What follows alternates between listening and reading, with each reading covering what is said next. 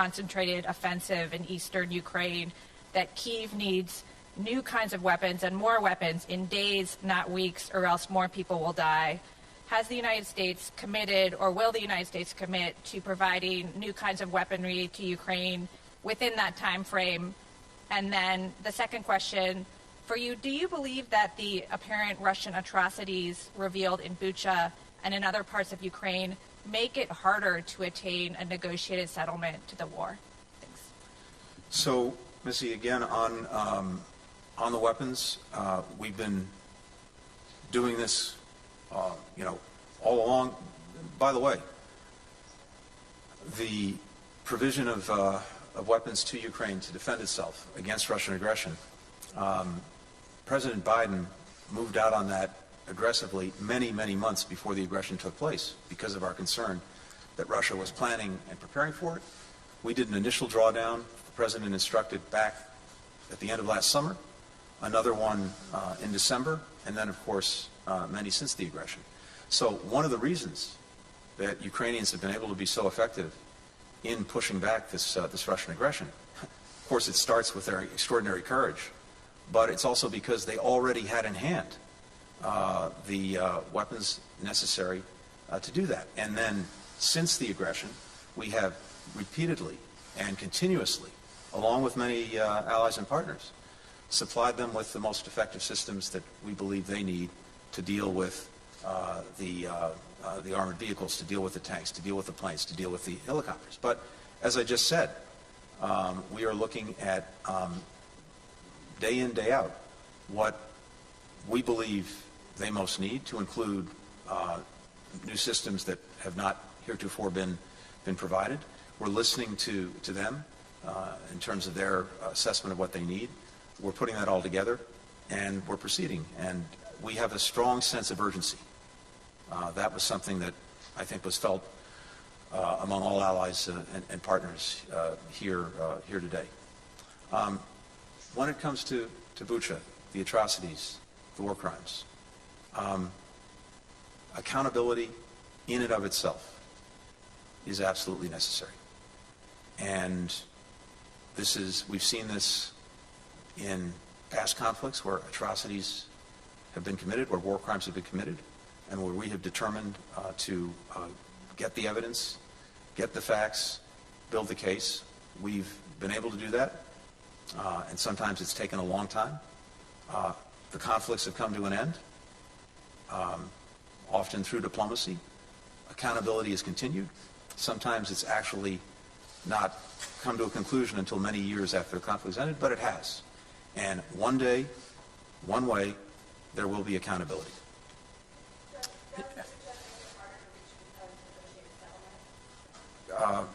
The Russians will have to decide if they want to meaningfully engage in diplomacy and in negotiations. The Ukrainians have made clear that repeatedly that they're prepared to do that, but they've heard nothing from the Russians suggesting that they're serious about it. I don't think, in a sense, Bucha has anything to do with that.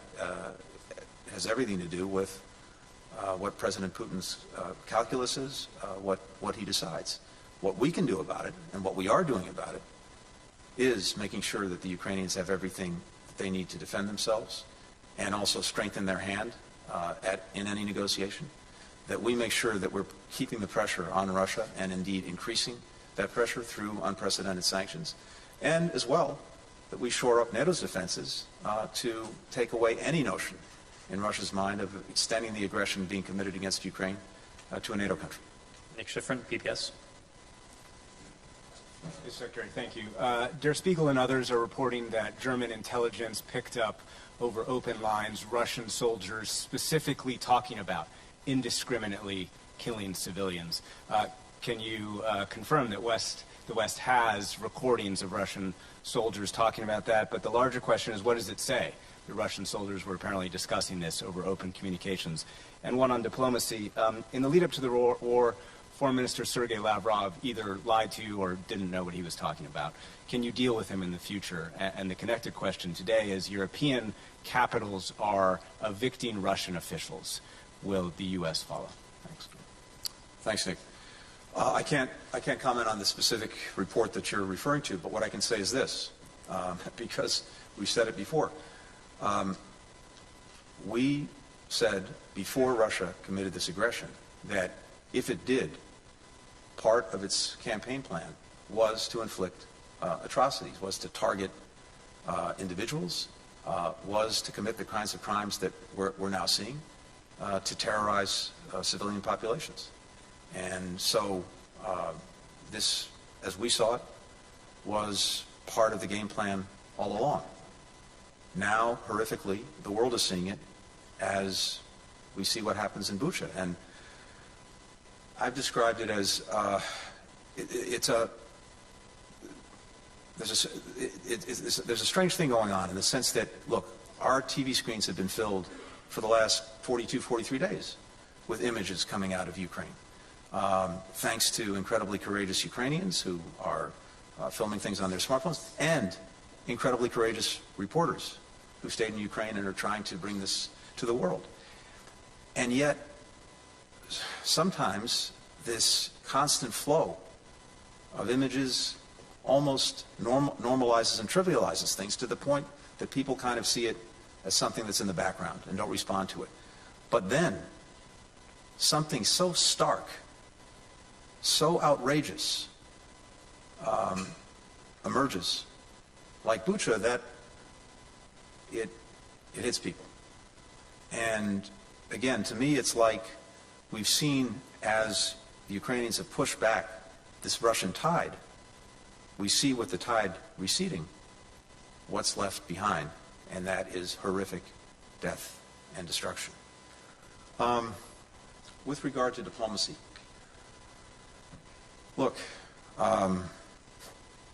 there are diplomats from various countries that one deals with in the course of doing your job who occasionally have, or more than occasionally have, an adversarial relationship with the truth. That's part of the job.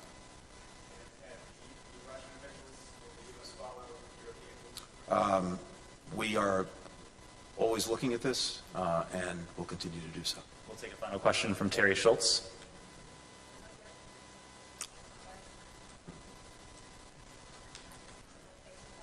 Thanks, Mr. Secretary. Sorry, just to follow up on Missy's question, you yourself called what happened in Bucha outrageous. Everyone knows the Secretary General says that we are preparing for more such atrocities in Mariupol, in Donbass, as a major offensive is coming. How do you sit across the table from Dmytro Kuleba and said, well, we're looking at what else we think you might need, when he surely comes with a list? He tells us he came with a list. He gives us his list. So, and he says he doesn't have the days that you are taking to look at this. How do you explain that to him? I talk to former Mr. Kuleba multiple times a week, and we're constantly going over what it is Ukraine needs, what it is we're providing, what it is we're helping other allies and partners provide. And again, you'll have to, ask him, but I think we were just together maybe an hour ago, and I don't want to put words in his mouth, but I think he said very clearly the appreciation that he has and that Ukraine has for the support that we have been consistently providing. So, as we're speaking, we continue to provide what Ukraine needs, but it's also a constantly evolving picture. They are they're coming forward with new systems that they think that would be helpful and effective.